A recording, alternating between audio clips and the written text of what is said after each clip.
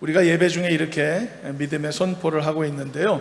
나는 주 안에서 항상 행복할 것이고 나는 주 안에서 반드시 승리할 것이다. 이 믿음의 선포의 핵심은 어디에 있는지 아세요? 행복과 승리에 있는 게 아니라 주 안에서에 있는 것입니다.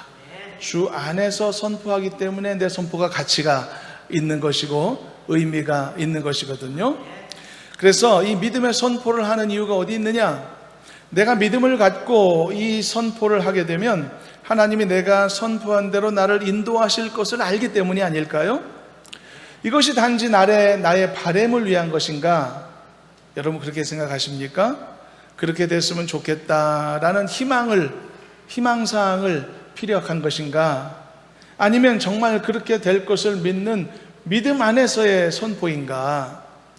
여러분 우리가 하는 이 믿음의 선포가요, 단지 그랬으면 좋겠다라고 하는 나의 바램의 의미일 뿐이라면요, 이 선포는 사실 해도 되고 안 해도 큰 문제가 없을 것입니다.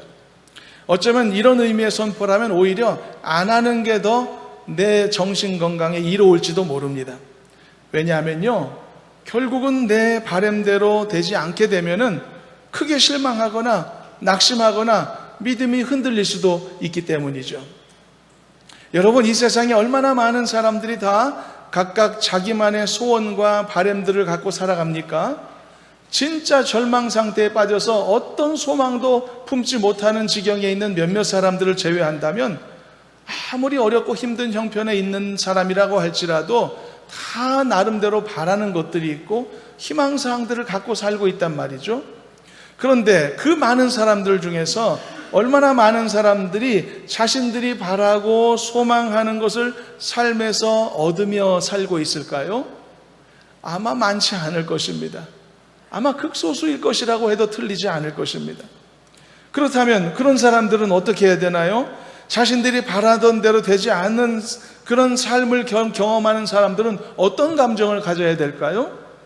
크게 낙심하거나 실망하는 감정이 아마 오게 될 겁니다. 그래서 그런 말씀하는 겁니다. 우리의 믿음의 선포가 단지 우리의 바램과 우리의 소망을 피력하는 의미일 뿐이라면 차라리 하지 않는 게 더 나을 수도 있다라고 말한 겁니다.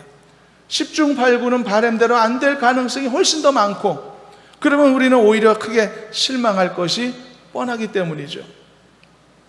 희망 고문이라는 말이 있는데 희망 고문의 핵심은 희망이 아니고 고문에 있는 것입니다.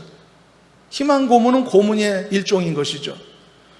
그렇지만 우리가 하는 믿음의 선포가 말 그대로 믿음에 기반한 선포라면 이 이야기가 달라지는 것입니다. 우리의 믿음의 선포는 하나님의 약속에 기반한 것입니다. 나의 바램을 피력하는 것에 의미가 있는 게 아니라 그렇게 되게 해 주시겠다고 약속하신 하나님의 약속의 말씀을 기억하고 그것을 믿음으로 간직하며 입술로 드러내는 과정이라는 것입니다. 그러므로 믿음으로 선포하지 않습니까? 그러면 믿는 대로 되는 것입니다. 믿음으로써 내 입술에서 나오고 있는 이 말들은 그래서 강한 권세를 갖게 되는 법인 것입니다. 그러나 그 말이 나라는 이 연약한 존재의 입에서 나온 그런 말이라고 할지라도 내 말이 권세를 갖는 이유가 뭔가? 그것은 여러분 말이라고 하는 그 자체의 권세가 있기 때문이 아니고 나의 입술에 말이 대변해주고 있는 하나님의 약속을 믿는 내 안에 있는 믿음이 권세가 있는 것이기 때문인 것이죠. 그래서 믿음으로 선포하는 내 입술의 말은 그래서 강한 권세를 갖게 되어 있는 것입니다. 그래서요, 그리스도인의 신분으로서 내가 어떤 말을 하고 사는가는 정말 중요한 일이 아닐 수 없는 것입니다. 오늘은 이 부분에 관하여 함께 말씀을 잠시 나누고자 합니다. 본문은요, 가나안 정탐꾼 사건이 이제 마무리 단계로 가는 과정에 한 내용을 서술하고 있는데요. 하나의 사건을 마무리한다는 게 어떤 의미입니까? 당연히 그 사건에 연루된 모든 사람들이 적절한 그 자신들의 행한 것에 대한 처리, 그 결과를 얻는다는 것을 의미하는 거죠. 죄가 있는 사람이라면 죄값을 받는 게 마무리고, 억울한 자들이 있다면 억울함을 풀 수 있는 게 마무리고, 그리고 칭찬받을 자들이 있다면 상을 받는 게 그 일의 마무리 아니겠습니까? 그런데 하나님은요, 이 가나안 정탐꾼 사건에 대한 마무리로서 연루된 자들에 대한 형벌과 상급을 나누어 내리시는데, 그때 우리가 오늘 사실 본문에서 이미 볼 수 있는 놀라운 한 가지 기준을 통해 이 사실들을 결정하셨다는 것에 있는 거죠. 그게 뭔지 아십니까? 하나님은요, 그들로부터 들으신 대로 행하신다는 원칙을 세우셨다는 겁니다. 들으신 대로. 그러니까 하나님이 그들의 모든 말을 다 들으셨는데, 그들이 어떤 말을 했든지 간에, 그리고 하나님이 그로부터 어떤 말을 들으셨든지 간에 하나님이 그들로부터 들으신 대로 그들에게 삶의 결과를 내어주기로 결정하셨다는 이야기입니다. 먼저 본문 28절을 한번 읽어보시도록 하겠습니다. 본문 28절 읽어봅니다. 그들에게 이르기를 여호와의 말씀에 내 삶을 두고 맹세하노라. 너희 말이 내 귀에 들린 대로 내가 너희에게 행하리니. 분명하게 나와 있죠. 너희 말이 내 귀에 들렸다.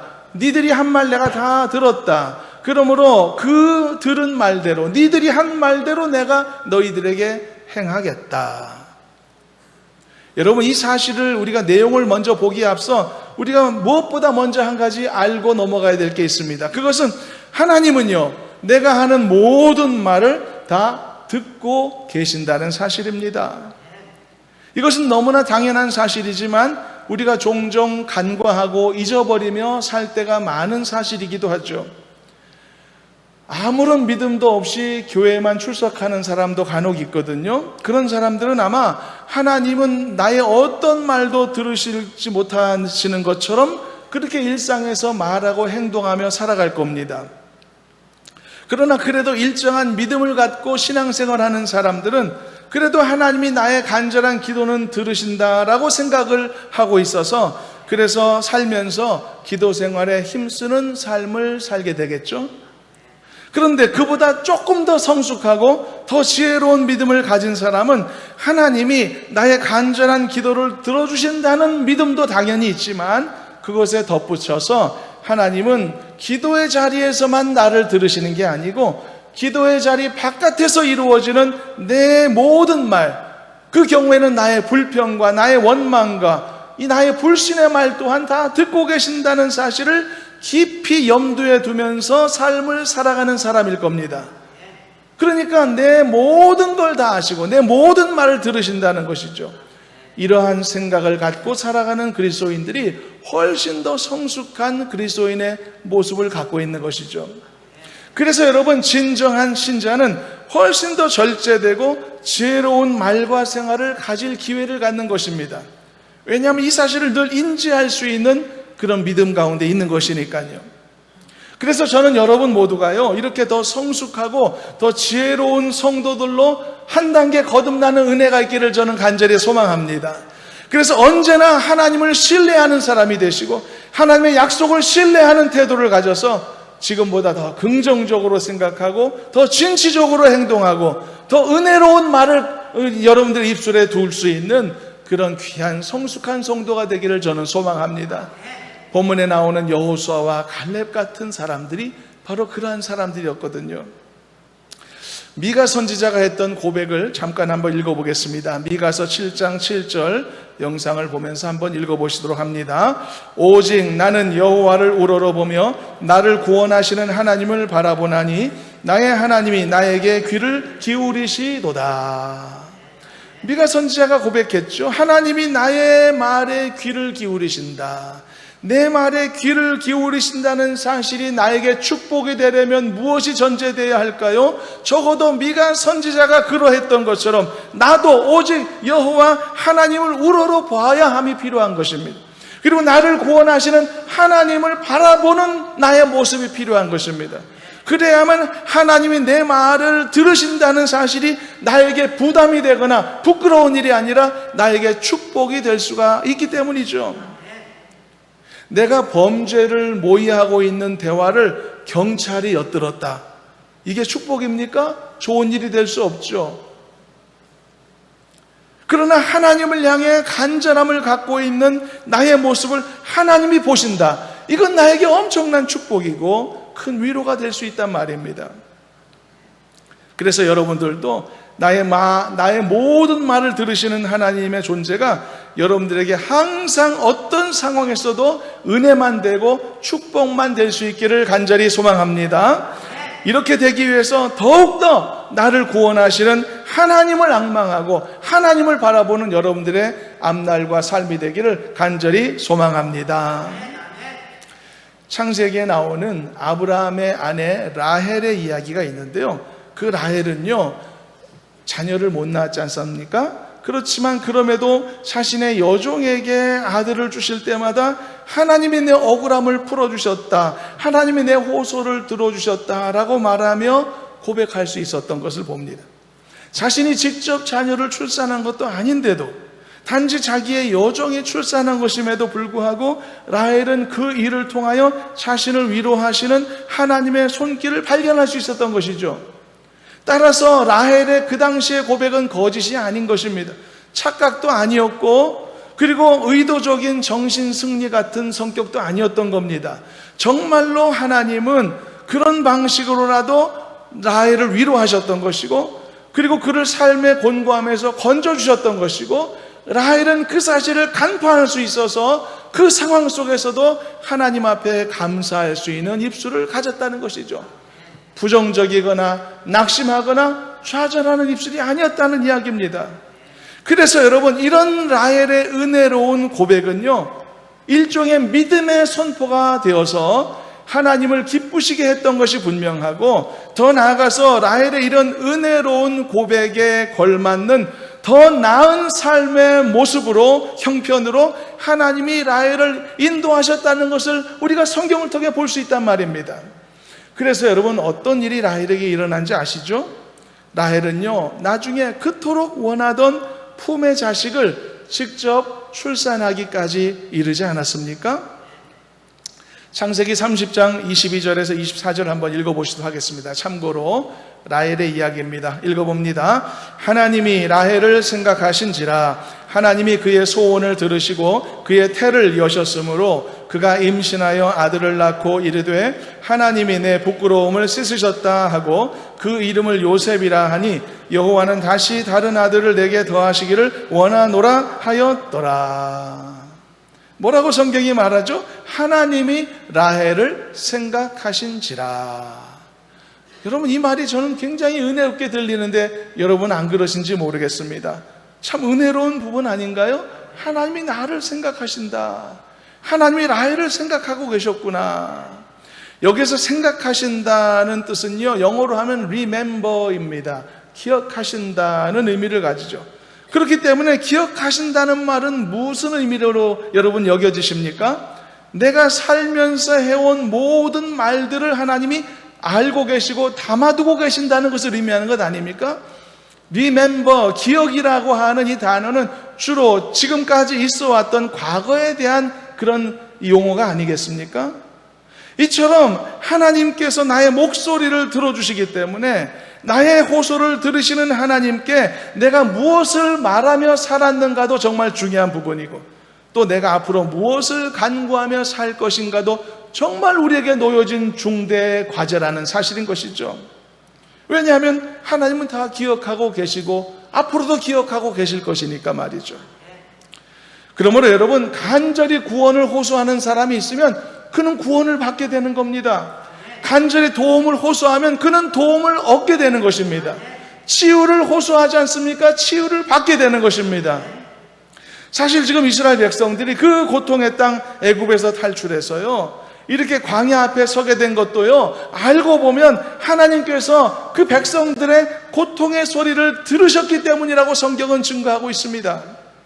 한번 이 부분도 읽어보겠습니다. 출애굽기 2장 24절 25절인데요 함께 읽어봅니다. 하나님이 그들의 고통 소리를 들으시고 하나님이 아브라함과 이삭과 야곱에게 세운 그의 언약을 기억하사 하나님이 이스라엘 자손을 돌보셨고 하나님이 그들을 기억하셨더라.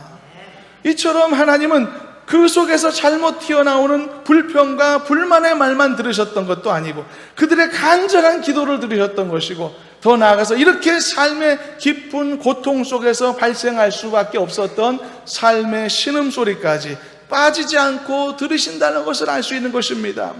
하나님이 저 노예 생활하던 이스라엘을 출애굽시켜서 자유를 주신 것도 그것 때문이라고 말하지 않습니까? 그들의 고통의 소리를 하나님이 들으셨다는 거죠. 그리고 하나님이 그들의 조상과 맺으셨던 약속을 기억하셨다는 것이죠. 그래서 그들이 구원을 받았던 것입니다. 그러니까 결론은 이런 겁니다. 다 들으신다는 것입니다. 모조리 다 들으신다는 것입니다. 이것은 나를 향한 하나님의 관심과 사랑이 어느 정도 수준이냐를 말해주는 것이기도 합니다. 하나님은 내 모든 것을 아시는 것입니다.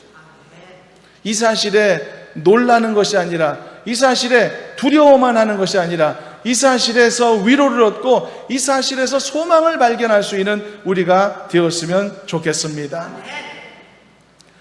하나님 사랑의 눈으로 너를 어느 때나 바라보시고, 하나님 민자한 귀로서 언제나 너에게 기울이시니 어두움에 밝은 빛을 비춰주시고 너의 작은 신음에도 응답하시니 너는 어느 곳에 있든지 주를 향하고 주만 바라볼지라. 할렐루야. 여러분, 이 찬양 무슨 찬양이죠? 해외송 찬양 아니에요? 우리가 매주 부르고 있지 않습니까? 근데 여러분, 이거 아세요? 우리가 이미 이 사실을, 오늘 말씀의 내용을 매주마다 지금 찬송하고 있었다는 사실, 여러분 혹시 알고 부르시고 계셨는지 모르겠습니다. 우리가 뭐라고 찬송했습니까? 하나님이 나를 어느 때나 바라보고 계신다. 또 하나님은 언제나 인자함으로 내 목소리에 귀를 기울이고 계신다. 그리고 하나님이 내가 어려운 길을 갈 때 언제나 그 어두움에 앞에 밝은 빛으로 내 앞길을 비춰주신다. 그리고 내가 어렵고 힘든 순간에 나의 작은 신음도 귀를 기울이며 응답하신다. 매주 고백한 거 여러분 알고 계셨나 모르겠습니다. 그렇기 때문에 우리는 어떻게 해야 되냐? 이 인자하신 하나님 앞에서 나는 어느 곳에 있든지 주님을 바라봐야 되겠구나. 내가 어떤 상황에서도 주를 향하고 주님에게만 소망을 둬야 되겠구나. 이것이 여러분 우리가 매주마다 예배를 마친 다음에 세상으로 나아갈 때 다짐하고 노래했던 내용 아니겠습니까? 그러므로 여러분, 우리는 나의 삶에 혹시 고난이나 어떤 어려움이 있다고 하더라도 낙심하거나 포기하지 말아야 하는 것입니다. 왜냐하면 다 듣고 계시고 나를 외면하지 않으시며, 그리고 나를 선한 길로 기꺼이 인도하시는 하나님이 내 곁에 계시기 때문이죠. 그래서 하나님을 신뢰하는 그리스도인들에게는 언제나 소망이 현실인 것입니다. 소망이 신기루가 아니고 소망이 진짜 리얼로 내 삶에 함께 있는 것이라는 사실이죠. 여러분, 여러분들의 모든 것을 들으시는 하나님을 신뢰하면서 항상 끊어지지 않는 정말 실제적 소망 속에 머물러 있는 복된 성도로 살아가시기를 주님의 이름으로 축원합니다. 그래서 자연스럽게 여러분들의 입술에서 습관처럼 붙어있는 불평의 소리나 원망의 소리가 이제는 완전히 끊어지기를 저는 기대합니다.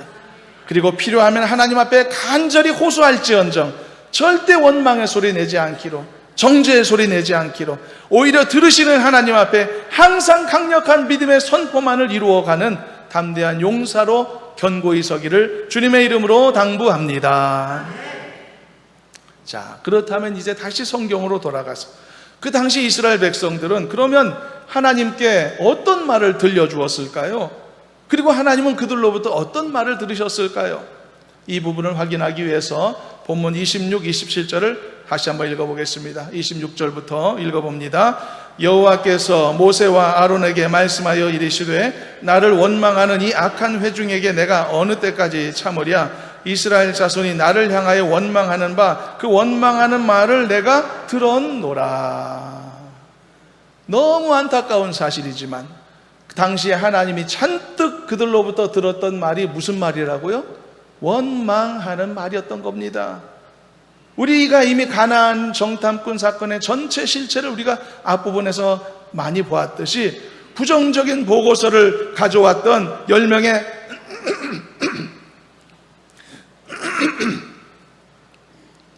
그 10명의 정탐꾼들의 영향을 받아서 이스라엘 백성들은 하나님을 원망하는 말을 쏟아부었단 말이죠.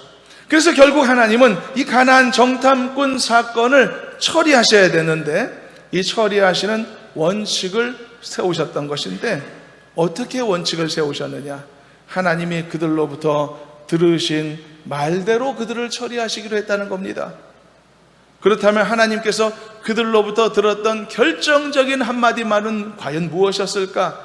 이것을 확인하기 위해서 잠시 거슬러 올라가서요, 민수기 14장 2절 말씀을 확인해 보도록 하겠습니다.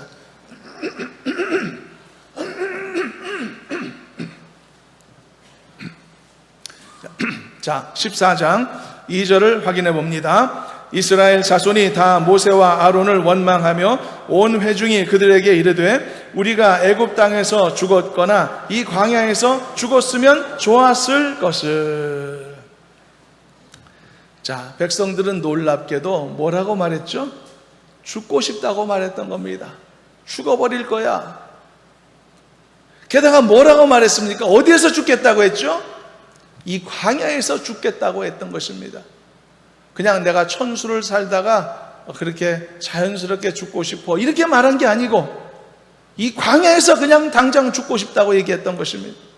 정확히 말했습니다. 이 광야에서. 여러분, 때로는 우리가 너무 교만하게, 때로는 너무 경솔하게 우리의 입술을 놀릴 때가 많이 있지 않습니까? 그래서 하지 말아야 될 말, 진심에도 없는 말을 할 때도 사실 많이 있기도 하거든요. 그래서 이러한 종류의 절망 섞인 언행이 정말 그렇게 되기를 원해서 하는 말이 아니고 단지 그 사람의 절박함과 그 마음 상태를 이렇게 보여주는 역할로 이렇게 사용될 때도 없지는 않거든요. 그걸 모르는 바는 아니에요. 죽고 싶다라고 말하는 사람이 정말 죽고 싶은 마음 때문에 말한 것은 아닐 수 있지 않겠습니까? 내가 죽었으면 죽었지 내가 다시는 거기 안 가. 또는 내가 당신을 죽도록 사랑합니다. 이 말은 죽음을 거론하긴 하지만 진짜 죽음과는 거리가 있는 이야기 아닙니까? 그렇지만 이런 정도가 아니고 도를 넘어서는 절망적인 표현도 없지 않은 것입니다. 그래서 죽음을 논하면서 자신을 무너뜨리고 주변까지도 큰 영향을 끼치는 아주 어리석고 위험스러운 입술도 없지 않은 것이죠. 그리고 그 사례가 바로 오늘 본문에 나오는 이 백성들의 입술이었던 것입니다. 그들은 죽고 싶다고 얘기했습니다. 진짜로요. 그리고 게다가 이 광야에서 그냥 죽어버릴 거야 라고 말했던 것입니다. 그런데 하나님은 놀랍게도 그들의 말한 대로, 그들로부터 들으신 대로 이 사건을 처리하기로 결정하셨다는 것이죠. 그래서 정말로 그들이 이 광야에서 죽음을 맞게 되었던 것입니다. 이것은요, 당시 그들이 했던 이 죽음을 운운했던 이 그들의 진술이 예사로운 것이 아니었음을 우리에게 말해주는 것이기도 하죠. 힘들어 죽겠어 라고 하는 정도의 이런 말이 아니었음을 말해주는 거기도 합니다. 민수기 14장 28절 30절까지 다시 한번 나머지 본문을 읽어보시도록 하겠습니다. 28절부터 읽어봅니다. 그들에게 이르기를 여호와의 말씀에 내 삶을 두고 맹세하노라. 너희 말이 내 귀에 들린 대로 내가 너희에게 행하리니 너희 시체가 이 광야에 엎드러질 것이라. 너희 중에서 20세 이상으로서 계수된 자 곧 나를 원망한 자 전부가 여분네 아들 갈렙과 눈의 아들 여호수아 외에는 내가 맹세하여 너희에게 살게 하리라 한 땅에 결단코 들어가지 못하리라. 너희 시체가 이 광야에 엎드러질 것이다. 어쩌면 저주라고 말해도 틀림이 없을 것 같은 이 두려운 형벌은 알고 보니까 하나님의 선택이 아니라 그들 자신의 선택이었다는 것을 알 수 있는 것이죠. 너희 말이 내 귀에 들린 대로 내가 너희에게 시행하리라. 여러분, 이것이요, 단순히 하나님을 믿지 않는 불신자들에게는 참 신기한 아이러니다라고 생각되겠죠. 그러나 이 사실은요, 예수님을 믿는 그리스도인들에게는 엄청난 교훈이 되는 것이고 중대한 삶의 도전이 될 수 있는 것입니다. 세상 사람들도요, 흔히 말에 씨가 있다 이런 말들을 하기도 하는데, 세상 사람들도요, 자신들이 내뱉는 그 말들에 어느 정도 위력이 있다는 것을 감지하고 있는 것 같습니다. 그래서 어떤 사람들은요, 이런 미신적인 두려움으로 인해서 어떤 사람이 어느 장소에서 절대로 해서는 안 되는 금기어들을 스스로 만들어내기도 하고 금해야 하는 행위들을 정해놓기도 하는 것을 보기도 하죠. 그리고 또는 이런 말의 위력이 말이죠, 때로는 나쁜 사람들에 의해 엉뚱한 방향으로 사용되기도 해서, 예를 들어서 자기의 말이 위력이 있다라고 하는 생각을 갖고서 누군가를 의도적으로 반복적으로 저주한다거나, 또는 어떤 목적을 가지고 주문이나 또는 주술을 끊임없이 외우는 이런 황당한 행위가 이루어지기도 하는 것을 가끔 보기도 합니다. 이런 것들은요, 말에 힘이 있다라고 하는 그들의 확신을 그들 안에 있는 그 사악한 본성을 충족시키는 도구로서 활용하는 어리석고도 악한 행태의 모습이라 할 수 있는 것이죠. 그렇지만 우리는 분명하게 알아야 합니다. 우리가 어떤 말을 하면서 살든지 간에 우리가 살면서 하고 있는 우리의 말이 우리의 실제 상황에 상당한 영향을 끼치고 있는 게 진짜 맞는 사실이라면, 그것은 우리가 내뱉고 있는 이 말들 자체에 어떤 미신적인 힘이 있기 때문이 아니고, 우리가 내뱉고 있는 이 모든 말들과 이런 말들을 만들어 내뱉게 만드는 내가 품고 있는 그 생각, 모든 종류의 내 속에 있는 그 생각이 바로 하나님께서 모든 것을 전부 알고 계시는, 그 모든 것을 알고 계시는 하나님이 내 생각까지도 다 알고 계시기 때문에, 보고 계시기 때문에, 내 말을 듣고 계시기 때문에, 그래서 나타나는 결과라는 것을 우리는 분명하게 알 필요가 있는 것입니다. 그리고 하나님은요, 우리가 살면서 스스로 생각하는 모든 생각과 살면서 스스로 내뱉는 모든 그 말들이 실제로 우리의 삶에 상당한 영향을 끼칠 수 있도록 하나님이 조치하심으로써, 그래서 우리가 하는 말들의 결과들을 실제로 우리의 삶 속에서 경험하고 볼 수 있도록 하나님이 이끄시고 계시다는 사실이 말입니다. 그래서 우리가 더더욱이 어떤 말을 하며 살아갈 것인가가 우리에게는 정말 중요한 문제가 되지 않을 수 없다는 이야기입니다. 내 말을 듣고 계신다는 것을 알고 있기 때문에, 내 마음속을 간파하고 계신다는 것을 알고 있기 때문에, 내가 내 마음에 품고 있는 나의 생각에 알맞도록 그 삶의 결과들을 하나님이 내어주신다는 사실을 알고 있기 때문에, 그러면 내가 무슨 말을 하면서 살아야 될 건가? 어떤 생각과 어떤 믿음 상태로 살아야 될 건가? 이건 그리스도인이라면 너무너무 중요한 문제가 아니겠습니까? 내 생각은 하나님 앞에 감출 수가 없습니다. 때로 내 생각은 거짓됨과 의심으로 가득 차 있는데, 내 입술은 내 거짓과 의심을 감추는 미사역으로 내 입술에서 어떤 언어가 튀어나온다. 하나님은 속지 않으시기 때문에, 믿지 못하는데도 믿습니다라고 말한다거나 사랑하지 않는데도 사랑합니다라고 말하면 사람은 속겠죠. 남을 속이고 있으면서도 날 믿으세요라고 어떤 사람이 말한다면, 절망에 빠져 있으면서도 할 수 있습니다라고 사람들에게 말한다면, 내가 가진 입술은 거짓을 말하는 입술이 되겠죠. 그렇다면 우리는 어떤 열매를 맺겠습니까? 여러분 보십시오. 말 자체에 어떤 위력이 있다고 생각하는 미신적 사고를 가진 사람들은 이렇게 내 속마음과 내 말이 다르는 이렇게 위선적인 태도를 보여서라도, 이렇게 해서라도 진실이 없는 미화된 말로 자기 자신을 속이는 방식을 사용합니다. 그래서 내가 원하는 것을 이런 방식으로라도 얻을 것으로 기대하는 헛된 기대를 하며 살아가는 삶이 되겠죠. 그렇지만 하나님은 거짓된 나의 입술에 초점을 맞추시는 게 아니고, 진정으로 내가 품고 있는 생각이 무엇인가, 그리고 내가 갖고 있는 믿음이 과연 어떤 상태와 형편 속에 있는가를 정확히 감찰하신다는 사실입니다. 그러니까 우리가 내뱉는 이 말이 여전히 중요한 이유는 내 말이 내 마음과 내 생각, 내 믿음을 정직하게 반영하기 때문이라는 것이죠. 그래서 하나님께서 본문에 나오는 이스라엘 백성들을 자신이 내뱉은 말에 고스란히 자신들이 가진 운명을 결정하게 만드셨던 겁니다. 그들이 내뱉은 그 말이 그들의 마음가짐과 그들의 믿음 상태를 고스란히 적나라하게 반영했던 확실한 증거였기 때문이죠. 그들의 말들이 예사롭게 지나칠 수 있는 말들이 아니었다는 뜻입니다. 이스라엘 백성들이 뭐라고 말했다고요? 하나님을 원망하면서 분명히 말했죠. 난 죽고 싶다고요. 당장 이 광야에서 그냥 죽고 말겠다고요. 그래서 하나님은 그들이 말한 대로 그렇게 가도록 하셨던 것입니다. 따라서 이것은요, 엄밀히 말하면 하나님의 형벌이나 심판이라기보다는 그들의 믿음의 열매를 그들이 스스로 거두게 하신 사건이다, 이렇게 표현하는 것이 더 정확한 표현이라고 봅니다.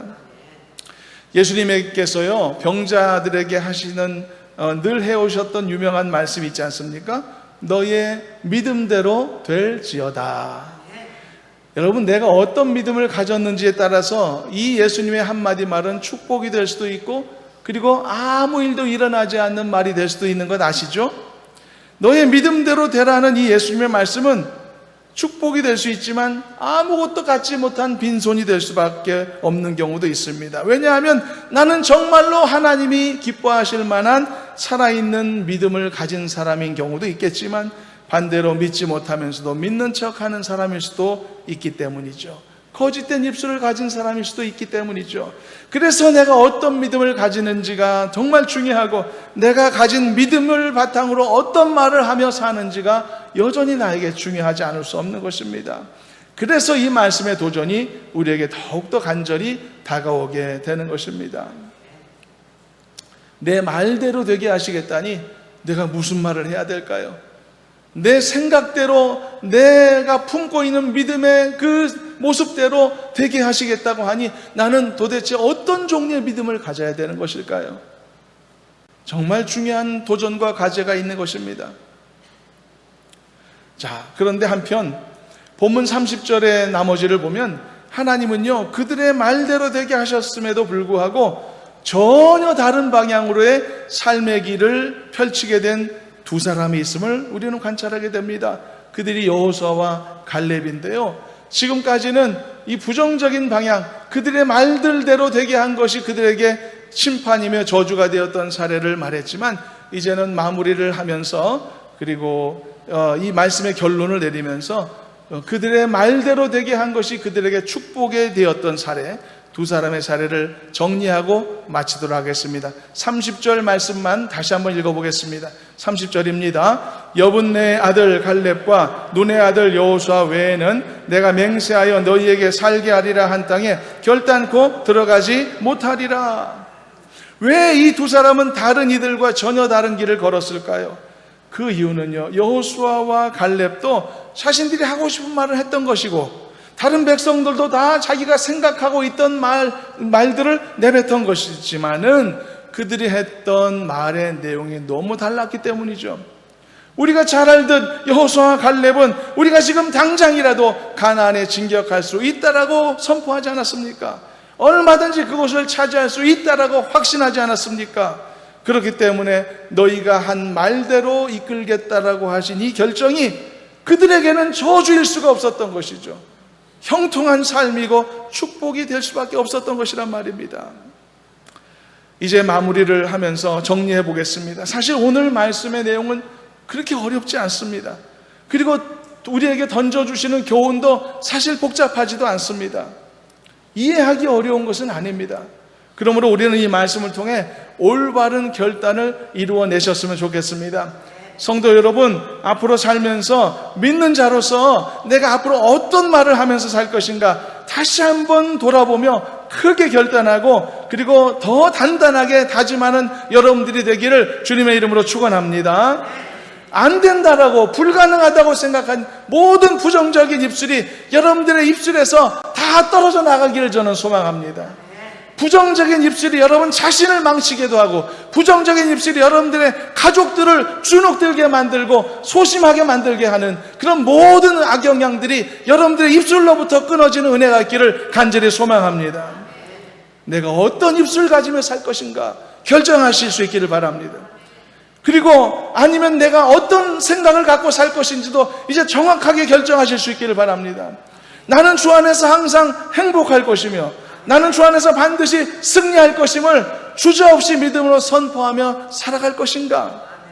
그래서 하나님이 행하실 놀라운 기적들을 사모하며 그것들을 장래에 보는 기적을 경험하며 살아갈 것인가?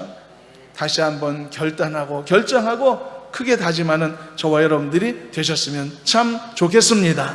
그래서 우리 각자의 입술의 열매가 먹을 수 없을 만큼 시고 쓴 그런 열매가 아니고 가장 달콤하고 향기로운 맛 좋은 열매가 되었으면 좋겠습니다. 어차피 우리가 품고 있는 믿음대로 되기 마련이고 우리가 입술에 내뱉은 말로써 영향받기 마련이고 그리고 하나님은 만홀히 여김을 받지 않으시는 분이시기 때문에 내 입술의 말과 내 마음의 생각을 감찰하시기 때문에 내가 고백하고 선포한 대로 이끄시기 때문이라는 사실이죠. 너의 믿음대로 되라. 이것이 각자의 믿음 상태에 따라 어떤 이에게는 축복, 어떤 이에게는 저주가 되었듯이 너희가 말한 대로 되게 하겠다는 이 하나님의 말씀이 여러분들 모두에게는 항상 축복만 되고 소망만 가득 차는 그런 은혜, 그런 근거가 되는 그런 올라온 하나님의 은혜가 있기를 주님의 이름으로 축원합니다. 기도하겠습니다. 하나님 아버지, 사랑과 은혜를 감사합니다. 풍성한 사랑으로 저희들을 인도하시고 이끌어 주심을 감사합니다. 연약한 믿음이어서 우리의 입술이 부정적일 때가 많았고 우리의 생각도 우리의 믿음도 흔들릴 때 많았음을 고백하오니 긍휼히 여겨 주시옵시고 다시 한번 결단하여 우리의 입술의 말을 새롭게 해주시고 우리의 믿음을 더 단단하게 세워 주시옵소서. 그래서 우리의 믿음의 고백대로 하나님이 베푸시는 풍성한 은혜 속에 살도록 우리 각 사람을 인도해 주시옵소서. 예수님의 이름으로 기도하옵나이다. 아멘.